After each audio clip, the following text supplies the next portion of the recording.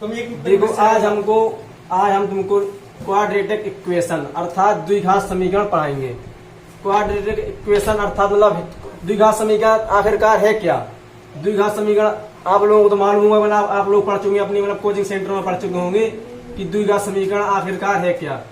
तो एक ऐसा समीकरण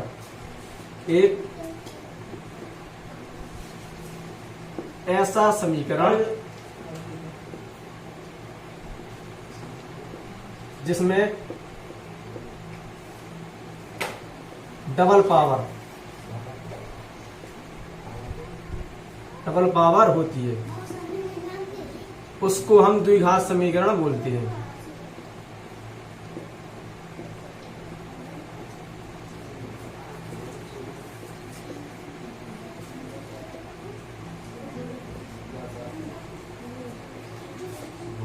ठीक है, अब जाएंगे आप स्ट्रक्चर ऑफ क्वाड्रेटिक इक्वेशन अर्थात द्विघात समीकरण की पहचान कैसे करेंगे। द्विघात समीकरण का नमूना कैसा होगा कि हम कैसे पहचान लें कि ये दिया हुआ समीकरण द्विघात समीकरण है।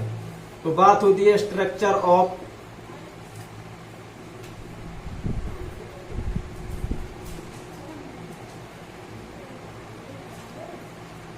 क्वाड्रेटिक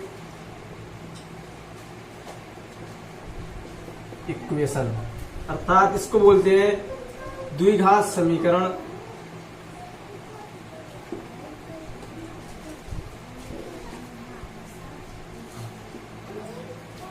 का नमूना। मतलब हम कैसे पहचान कर सकते हैं कि दिया हुआ समीकरण द्विघात समीकरण है। तो इसकी पहचान होती है कि द्विघात समीकरण मतलब जनरल जो इसकी जनरल फॉर्म होती है वो होती है ax² plus bx plus c equal to 0। ये तो आपको मालूम है कि ax² plus bx plus c equal to 0। अगर इसमें आपके में दिया हो मतलब a इक्वल टू 0 हो, ठीक है, अगर a इक्वल टू 0 होगा तो कभी भी दिया हुआ समीकरण द्विघात समीकरण नहीं होगा। ठीक है, हमेशा द्विघात समीकरण में a बराबर नॉट इक्वल टू 0 ही होना चाहिए। ये आपको हमेशा ध्यान रखना चाहिए कि a बराबर नॉट इक्वल टू 0 ही है। ठीक है, ये आपकी पहचान हो गई। अब जैसे मैं आप लोगों को कोई द्विघात मतलब क्वाड्रेटिक इक्वेशन दूं तो आप उसको पहचान सकते हैं कि द्विघात समीकरण है कि नहीं। तो जैसे एक समीकरण है x² plus 5x plus 11 equal to 0। ये क्या है, द्विघात समीकरण है ना। तो ये आपका क्या हो गया, ये हो गया आपका कंप्लीट क्वाड्रेटिक इक्वेशन। ठीक है, एक और समीकरण आपको मैं दूंगा कि 2x² प्लस 5 इक्वल टू 0। ये आपका द्विघात समीकरण है कि नहीं। नहीं, ये द्विघात समीकरण नहीं है, द्विघात समीकरण है। मतलब अगर आप सोचे कि इसमें x² का गुणांक है तो ये द्विघात समीकरण है, लेकिन ये आपका होगा इनकम्प्लीट द्विघात समीकरण, इनकम्प्लीट क्वाड्रेटिक इक्वेशन। ठीक है, अगर आपको एक समीकरण और दे दूं मैं कि 2x प्लस c बराबर मतलब 2x प्लस 5 बराबर 0, तो ये आपका नो क्वाड्रेटिक इक्वेशन हो जाएगा। मतलब ये द्विघात समीकरण है ही नहीं। ये तो आपका हो गया मतलब द्विघात समीकरण की पहचान की। आप द्विघात समीकरण को कैसे पहचानेंगे कि ये द्विघात समीकरण है। अब आपको बताऊंगा रूट्स ऑफ क्वाड्रेटिक इक्वेशन मतलब रूट ऑफ क्वाड्रेटिक इक्वेशन अर्थात द्विघात समीकरण के मूल। द्विघात समीकरण के मूल कैसे पहचानेंगे कि द्विघात समीकरण में कितने मूल हैं। ठीक है, तो आप साधारण सी बात है, द्विघात समीकरण आप देखेंगे कि जिस समीकरण में पावर ऑफ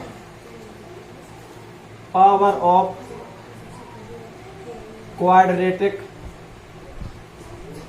इक्वेशन मतलब जिस द्विघात समीकरण उसमें जितनी अधिक घातें होंगी, जो उसका मतलब रूट्स होता है वो उसकी द्विघात समीकरण की घातों पर डिपेंड करता है, उसमें घातें कितनी है।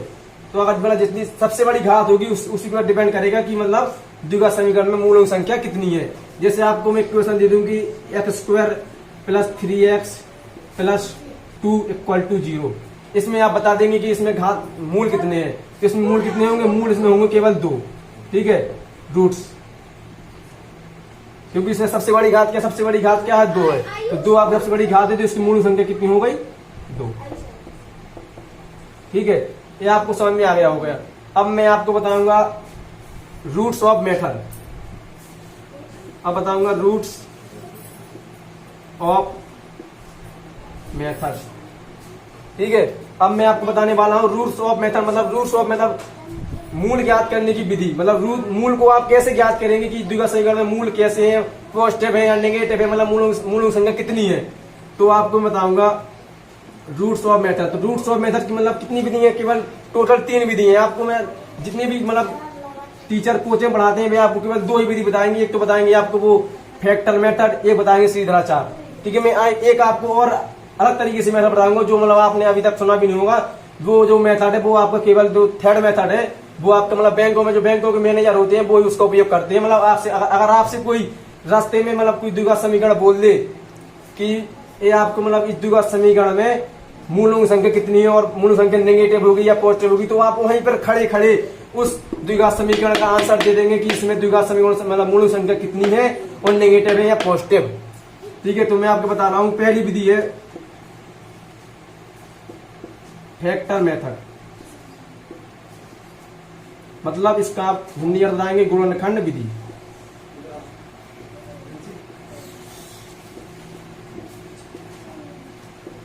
ठीक है। और दूसरा मेथड है आपका श्रीधर आचार, श्रीधर आचार, श्रीधर आचार विधि, ठीक है। और आपकी तीसरा जो आपका मेथड है वो मैं आपको सिंपल तरीके से अच्छी तरह समझाऊंगा, वो है आपका सिंपल 3 स्टेप मेथड। ये आपको जो तीसरा मेथड है या ये आपको किसी भी टीचर ने आज तक मेरे हिसाब से नहीं बताया होगा, क्योंकि मैंने भी मतलब मैथ की कोचिंग पढ़ी है, मुझे भी आज तक किसी ने ये मेथड सिंपल 3 स्टेप मेथड नहीं बताया, ठीक है। तो मैं आपको फर्स्ट मेथड से शुरुआत कर रहा हूं। तो आपका फर्स्ट मेथड है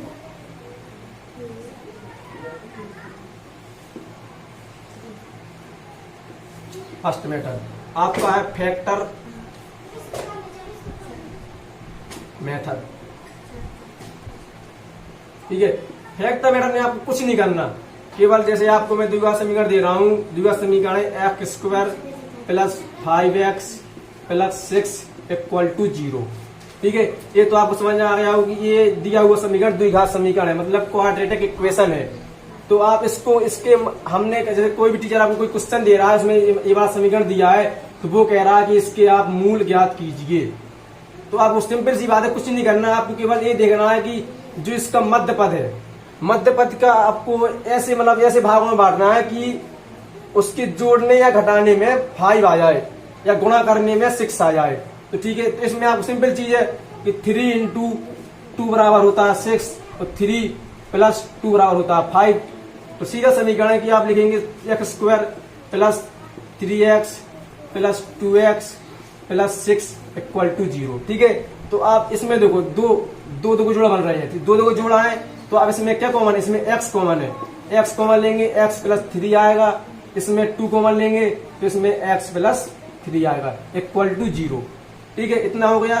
अब इन दोनों में ये पूरा मतलब इसको पूरे फर्स्ट स्टेप मान लो, इस फर्स्ट स्टेप में क्या कॉमन है, x + 3 कॉमन है पूरे में, तो आप x + 3 बाहर निकाल लीजिए, बचा क्या, x + 2 बचा x + 2 = 0, ठीक है। अब आप करेंगे सोल्व करेंगे, इफ यदि पूरी के बराबर 0 है ना, तो x + 3 बराबर 0 हो गया, तो x बराबर -3, एक इसका ए मूल हो गया। यदि x + 2 बराबर 0 तो x बराबर -2, एक इसका ए मूल हो गया, ठीक है। आपको ये विधि फैक्टर मेथड समझ में आ चुका, मतलब गुणनखंड विधि आपको समझ में आ चुकी होगी, क्योंकि ये तो आपको मतलब साधारणतः जो आप जिन कोई सेंटरों में कोचिंग पढ़ते हैं उन टीचर ने आपको बता दिया होगा। अब मैं आपको दूसरा मेथड बताऊंगा, श्रीधराचार्य मेथड,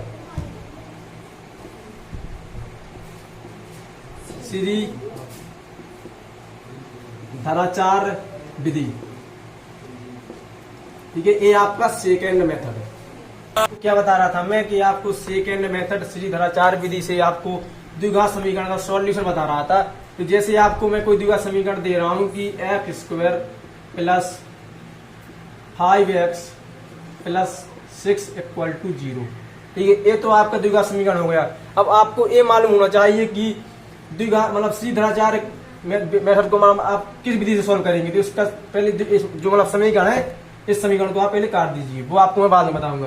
पहले आपको इसका सूत्र बताऊंगा। इसका जो सूत्र होता है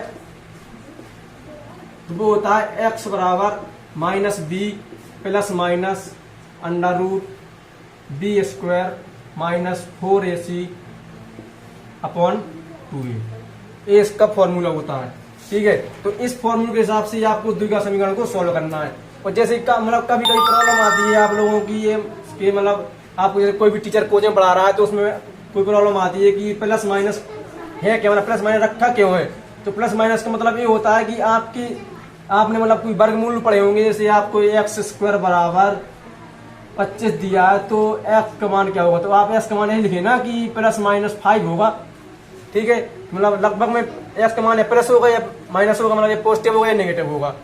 तो इसीलिए रखा होता है प्लस माइनस की मतलब रूट के अंदर जो मान होगा वो पहली तो एक मतलब पहली बार में वो आपको प्लस में रखना चाहिए और दूसरी बार में आपको माइनस में रखना चाहिए, ठीक है। तो जैसे आपको मैं ये इक्वेशन दे रहा हूँ कि x square plus 5x plus 6 equal to 0, इसको आपको श्रीधराचार्य मेथड से सॉल्व करना है।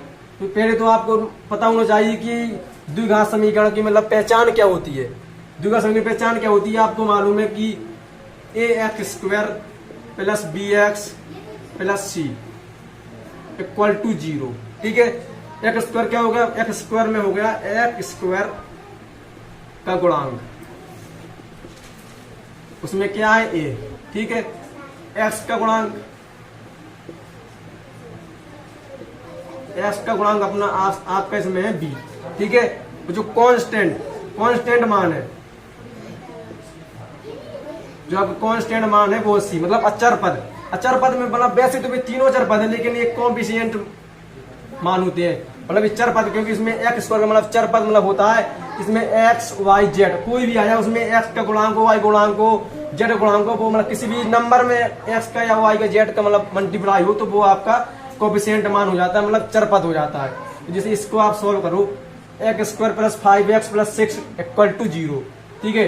तो इसमें एक्स स्क्वायर गुणांक क्या है, 1 गुणांक है इसमें, तो ए का मान कितना होगा, ए का मान होगा 1, ठीक है। एक्स का गुणांक क्या है 5, तो मतलब बी का मान क्या होगा आपका 5।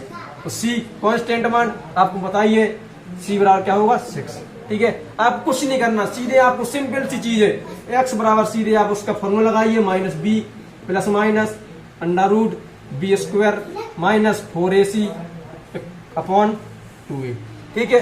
बी की जगह बी का मान क्या है 5 है, एक्स बराबर रख दीजिए आप minus 5 plus minus under root b का मान बी स्क्वायर, बी का वर्ग क्या होगा, बी का वर्ग होगा 5 का वर्ग क्या होगा 25 होगा ना, 25 माइनस 4ac, ए का मान क्या है 1 और सी का मान क्या है 6 और 4 का मल्टीप्लाई करने कितना आएगा 24 आएगा, ठीक है।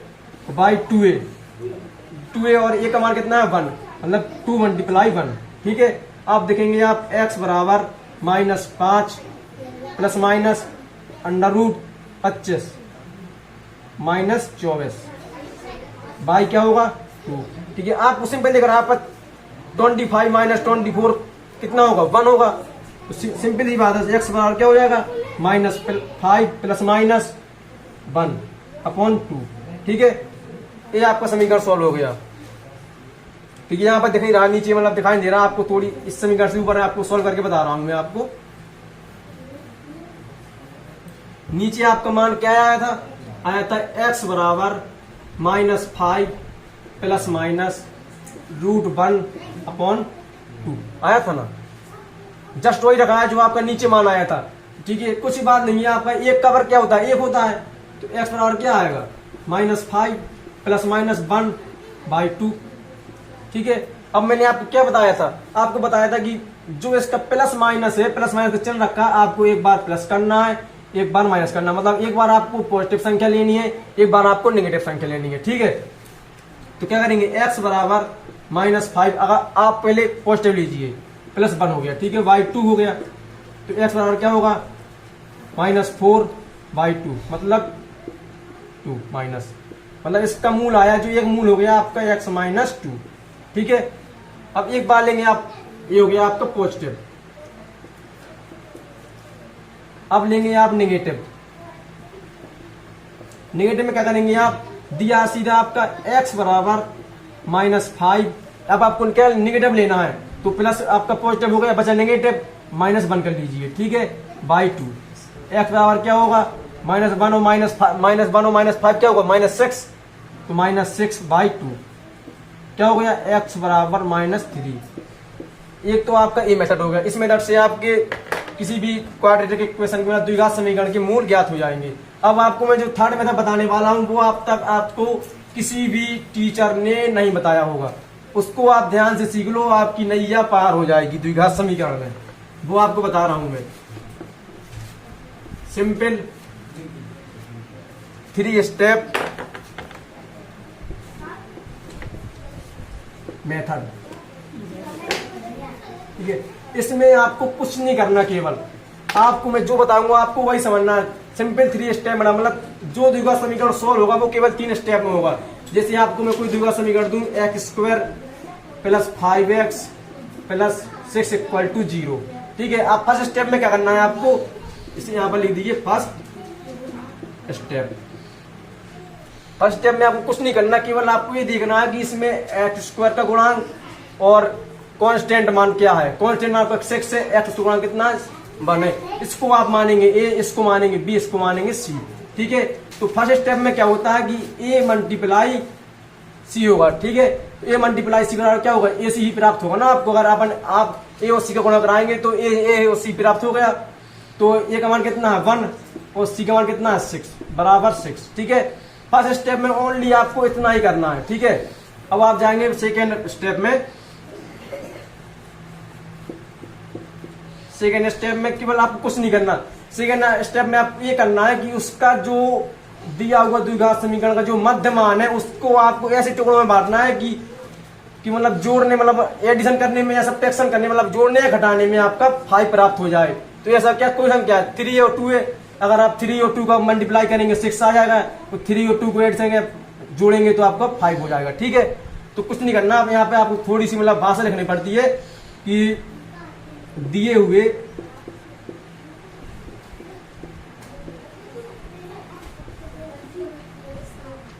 समीकरण में x के गुणांक को ऐसे भागों में बांटो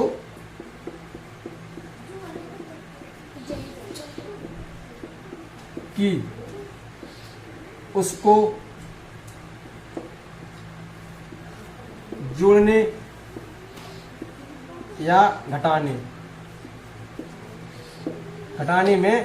x का गुणांक ही प्राप्त हो।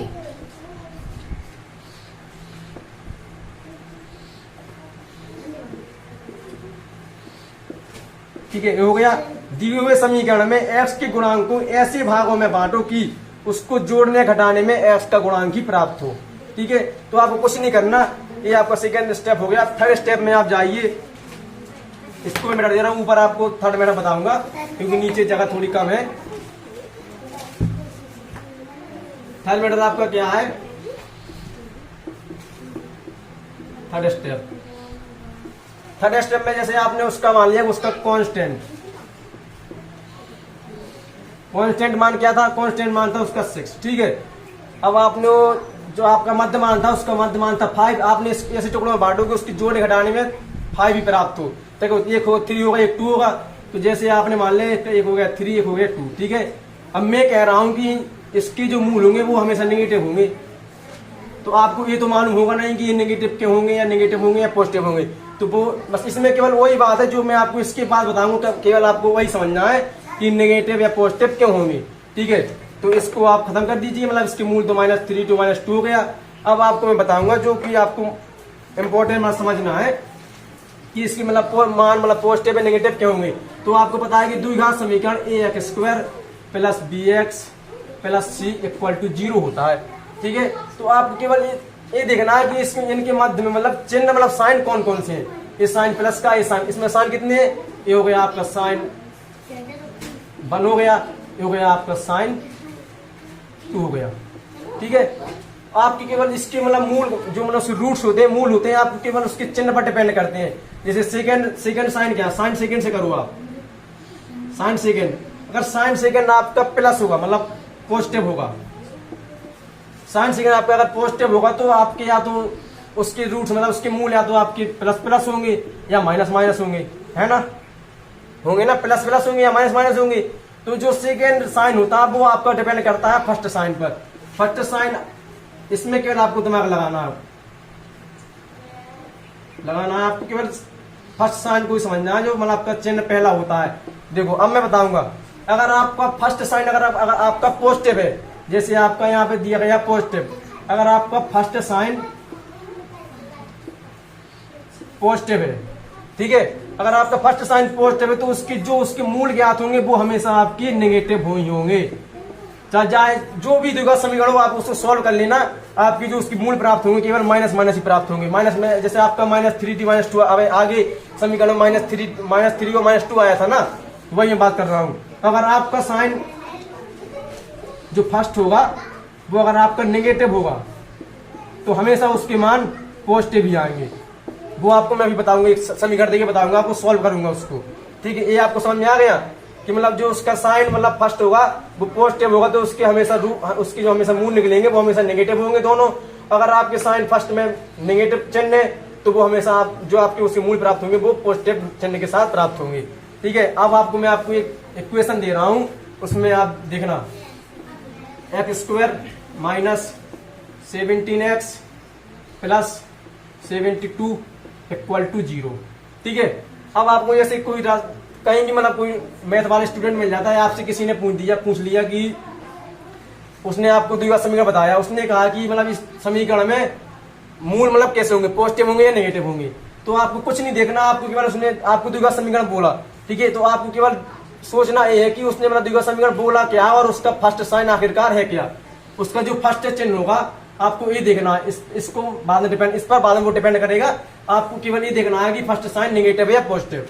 ठीक है, आपने देखिए कि इसका मान नेगेटिव है तो आपको ये तो सिंपल सी बात है कि आपको मालूम पड़ जाएगा कि उसके जो मूल होंगे वो हमेशा पॉजिटिव होंगे, क्योंकि अभी मैंने आपको बताया था कि अगर फर्स्ट साइन पॉजिटिव हो नेगेटिव होगा तो उसके जो मूल होंगे हमेशा पॉजिटिव ही होंगे। ठीक है, बताया था अभी आपको। तो बस आपको देखना है कि इसका मान मतलब इसका चिन्ह है जो वो नेगेटिव है, तो आपने चिन्ह देखिए नेगेटिव, तो आपको मालूम पड़ेगा कि उसके मूल हमेशा नेगेटिव होंगे। अब द्विघात समीकरण आपको देखना क्या है, उसका मध्यमान है क्या, 17x है, तो 17x को आपको बस सिंपल सी बात है 2 टुकड़ों में बांट देना है कि मतलब गुणा करने में मल्टीप्लाई करने में केवल 72 आ जाए, या मतलब जोड़ने घटाने में या 70 मतलब 17 प्राप्त हो जाए, तो आपको 17 प्राप्त हो जाएगा। तो आप ऐसा क्या करेंगे, मतलब 17 प्राप्त हो जाएगा, एक आपका 9 हो गया, एक हो गया 8, 9 8 का अगर आप मल्टीप्लाई करेंगे तो 72 प्राप्त हो गया, अगर आप इसको जोड़ेंगे तो 17 होगा। ठीक है, तो आप कुछ नहीं करना, आपको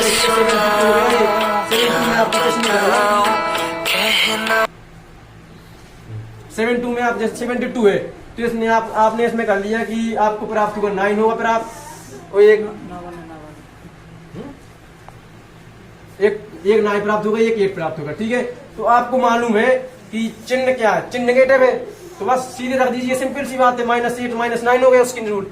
और अगर आप इसको सोल्व करके देखना है तो सोल्व कर लीजिए, x² - 17x और +72 = 0।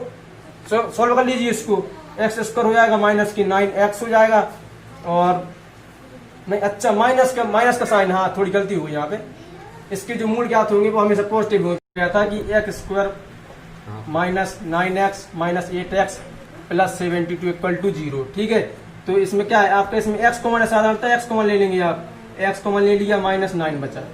ठीक है, अब इसमें को कॉमन लेंगे आप, 8 कॉमन लेंगे, x बचा 8 का भाग अगर आप 72 में करेंगे कितना आएगा, 9 आएगा, तो -9 बचा, सिंपल सी बात है, = 0 हो जाएगा। तो इसमें क्या कॉमन है, इसमें कॉमन है x - 9। ठीक है, इसमें कॉमन क्या है x - 8 = 0। ठीक है, तो अब क्या बचा, लिखेंगे इफ यदि x - 9 = 0, तो x बराबर 9 पॉजिटिव आया, 9 ही पॉजिटिव आया, 9 ही पॉजिटिव आया। ठीक है, जो थर्ड मेथड है उसकी उसी के हिसाब से बिल्कुल मान आएगा आपका। यदि x माइनस 8 इक्वल टू 0 तो x बराबर 8 आएगा। सिंपल सी बात है, 8 भी पॉजिटिव है और 9 भी पॉजिटिव है। तो बस आपको केवल ये देखना है क्वेश्चन में कि आपका फर्स्ट साइन अगर नेगेटिव है तो आपको सिंपल सी बात है, अगर आपसे कोई रास्ते में भी कोई क्वेश्चन पूछ दिए तो आपको सीधा आंसर दे देना है। केवल मध्य मान के आपको केवल 2 टुकड़ों में विभाजित कर लेना है। मध्य मान को 2 टुकड़ों में विभाजित करते ही आपको साइन दिखना है कि माइनस होगा। अगर फर्स्ट साइन माइनस है तो अगर फर्स्ट साइन आपका माइनस होगा तो आपको केवल जो आपके मूल होंगे वो दोनों मूल हमेशा पॉजिटिव होंगे। अगर आपका फर्स्ट साइन पॉजिटिव होगा तो हमेशा जो मूल होंगे उसके हमेशा नेगेटिव होंगे। ठीक है, अब इतनी चर्चा हो गई आज। अब आपको मैं अगले टर्म में बताऊंगा, मतलब द्विघात समीकरण के बारे में आपको ये बताऊंगा कि मोनिकोटियन मोनिसेटियन इक्वेशन मतलब त्रिघात समीकरण।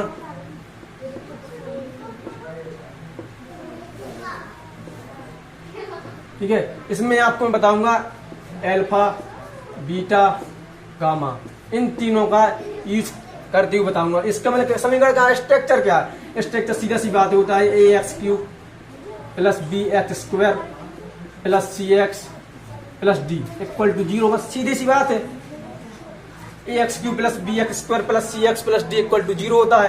तो सीधे से आपको मालूम है। तो आपको इसके अंतर्गत में त्रिघात समीकरण के अंतर्गत आपको अल्फा, बीटा, गामा इन दोनों का इन तीनों मानों का योगफल बताऊंगा, तीनों मानों का गुणनफल बताऊंगा और alpha beta plus gamma alpha का भी आपको मैं जो उसका मतलब रिलेशन है, मतलब इसका जो सॉल्यूशन होगा वो भी आपको बताऊंगा। और द्विघात समीकरण में आपको मैं अगले टर्म में बताऊंगा द्विघात समीकरण।